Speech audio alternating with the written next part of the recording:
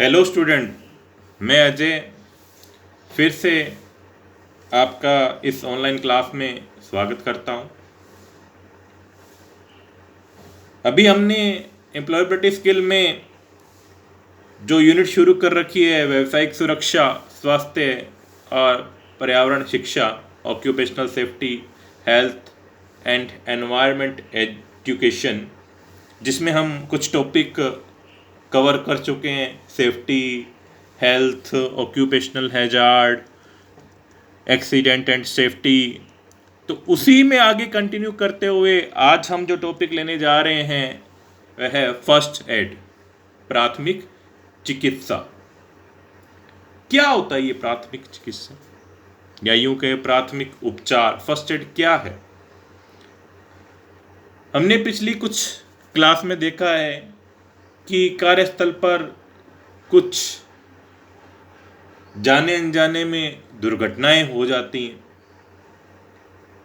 तो उन दुर्घटनाओं से निजात पाने के लिए, उससे स्वस्थ होने के लिए हमें डॉक्टरी जांच की आवश्यकता होती है या चिकित्सीय परामर्श की आवश्यकता होती है। चिकित्सक की देखभाल की हमें हॉस्पिटलाइज होना पड़ता है। तो हर इंडस्ट्री में, हर जगह ये पॉसिबल नहीं है कि ऑन द स्पॉट आपको डॉक्टरी जांच का सुविधा मिल सके या डॉक्टर आपको मौजूद मिल सके। तो उस डॉक्टर तक पहुंचने से पहले या चिकित्सालय में पहुंचने से पहले, हॉस्पिटल में पहुंचने से पहले, आपके कार्यस्थल पर जो आपको उपचार दिया जाता है या प्राथमिक तौर पे आपकी देखभाल की जाती है, तो वो क्या है? प्राथमिक उपचार, फर्स्ट एड, प्राथमिक चिकित्सा। उसको ही हम प्राथमिक चिकित्सा बोलते हैं, जो कि आपको कुछ हद तक सेफ्टी प्रदान करती है, आपको निजात पाती है। इसलिए हमें ये पता होना चाहिए कि प्राथमिक चिकित्सा में क्या क्या चीज़ें आती हैं, एक फर्स्ट एड बॉक्स में क्या होना चाहिए।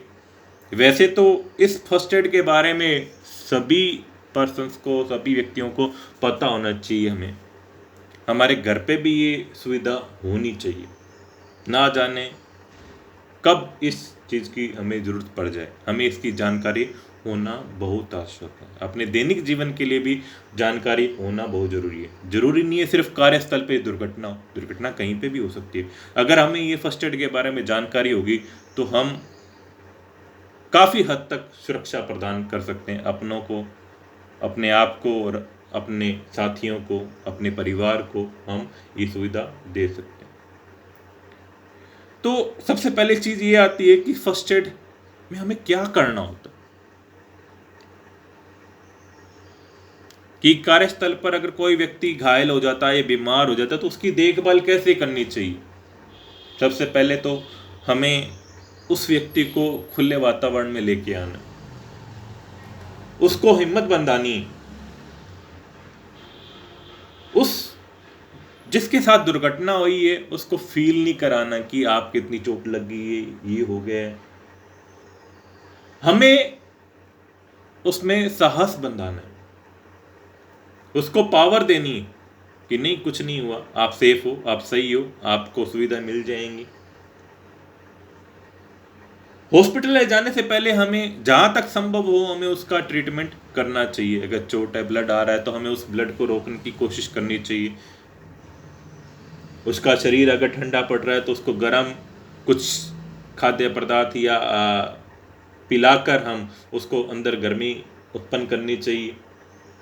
कोई हड्डी क्षतिग्रस्त हो गई है तो उसको किसी लकड़ी या खपचियों का सहारा देकर उसको बांधना चाहिए। उसको खुले वातावरण में लाना चाहिए। अगर आग लग गई है तो उसको आग को बुझाने के लिए उसको कंबल से लपेट देना चाहिए।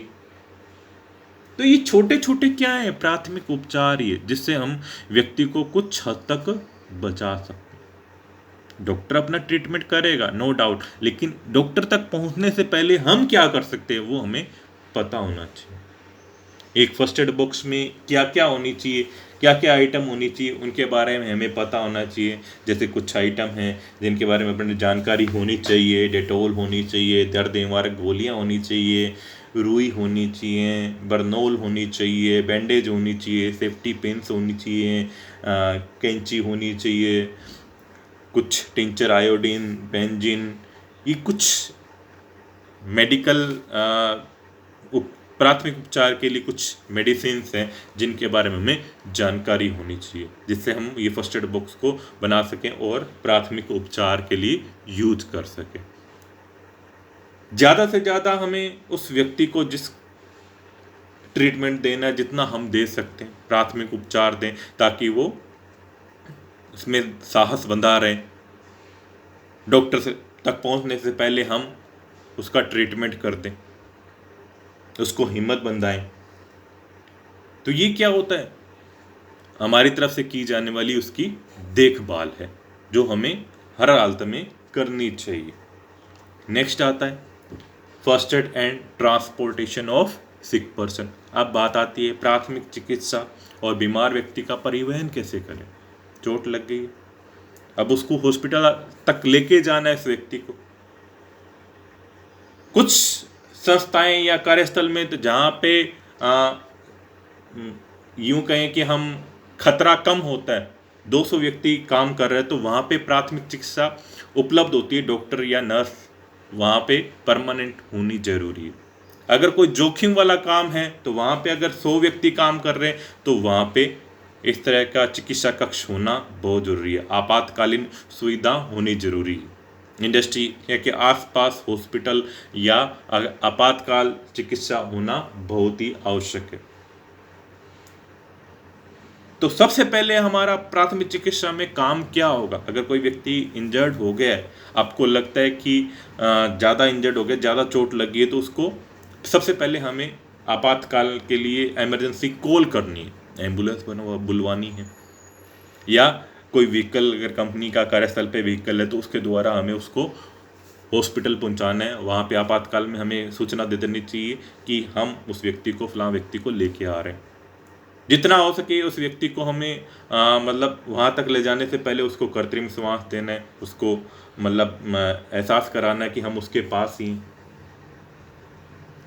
उसको सीधा लेटाकर हम उसका प्राथमिक उपचार कर सकते हैं।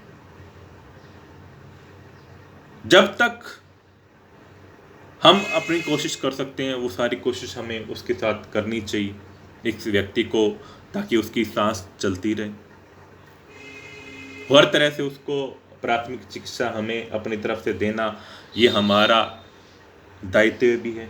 एक नियोक्ता का भी दायित्व है कि वो एक कर्मचारी को सुरक्षित परिवेश दे, उसको मेडिकल हेल्प प्रोवाइड करवाए। हर कार्यस्थल पर स्ट्रेचर की, व्हील चेयर की सुविधा होनी चाहिए ताकि जो इंजर्ड व्यक्ति है उसको इजीली दूसरी जगह ले जाया जा सके, उसका परिवहन किया जा सके, एम्बुलेंस के द्वारा उसका परिवहन किया जा सकता है। तो ये सारे क्या हैं, एक प्राथमिक चिकित्सा और व्यक्ति का परिवहन। तो हमें पता होना चाहिए कि उस व्यक्ति को कैसे, क्योंकि एक व्हील चेयर पे और एक स्ट्रेचर पे एक व्यक्ति को आसानी से दूसरी जगह ले जाया जा सकता है। और नियोक्ता की भी एक पहली जिम्मेवारी है कि वो कार्यस्थल पर अपने कर्मचारियों को उनकी सुरक्षा और स्वास्थ्य से अवगत करवाए, ताकि वो कार्यस्थल पे दुर्घटनाग्रस्त ना हो। अगर हो जाए तो उनको क्या सुविधाएं हैं, वहाँ पे स्वास्थ्य सुविधाएं क्या मिल सकती हैं, तो उनकी जानकारी उसको देना जरूरी है। और कर्मचारी को भी ये पता होना चाहिए कि हमें यहाँ पे क्या स्वास्थ्य संबंधी सुविधाएं मिल रही हैं, क्या हमारे यहाँ स्वास्थ्य संबंधी जानकारी है या फैसिलिटी उपलब्ध है। अगर कहीं किसी स्वास्थ्य संबंधी फैसिलिटी नहीं है या उपलब्ध नहीं है या कोई कमी लगती है तो हमें नियोक्ता को या हमारे अधिकारी को हमें क्या है उसके बारे में जानकारी देनी चाहिए और वो सुविधा को उपलब्ध करवाने के लिए रिक्वेस्ट करनी चाहिए। ये हमारा हक है। प्राथमिक चिकित्सा किट तो होना बहुत ही जरूरी है। एक प्राथमिक चिकित्सा कक्ष भी हो तो बहुत ही अच्छा है। वैसे तो हर कार्यस्थल पर ये इस तरह की सुविधा प्रोवाइड करवाई जाती है, जिसके बारे में हमें जानकारी हो। फिर कोई व्यक्ति इंजर्ड हो गया तो उसकी जो दुर्घटना हुई है उसकी एंट्री भी होनी चाहिए उस कार्यस्थल में, जो रजिस्टर लगा होता है कार्यस्थल पे, तो उसकी जांच के लिए उसकी एंट्री वहाँ पे होनी चाहिए, ताकि आने वाले समय में उसको कुछ सुविधाएं हैं जो दी जा सके, जानकारी जुटाई जा सके।